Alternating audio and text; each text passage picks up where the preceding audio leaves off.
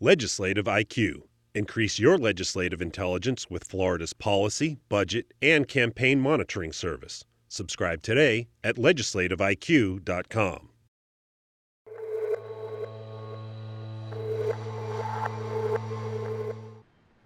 "151 Florida cities hold their elections in November. The other 260 vote in the spring. Now legislation spearheaded by State Representative Matt Caldwell would force all cities to move elections to the fall. The fact is, cities are the only unit of government that don't participate in the November ballot right now. Everybody else does.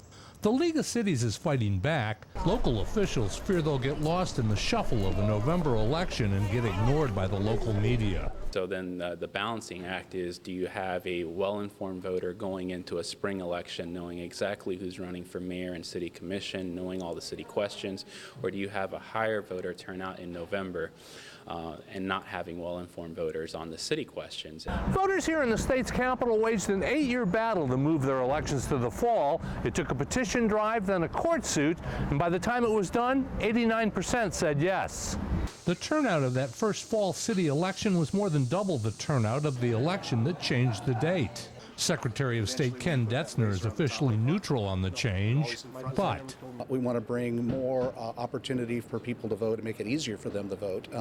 And I think this legislation would do that. But there are a lot of local governments that don't quite feel that same way. And but I think it's very worthwhile to have this conversation. Cities currently pay to use election equipment in the spring. In the fall, it would be virtually free.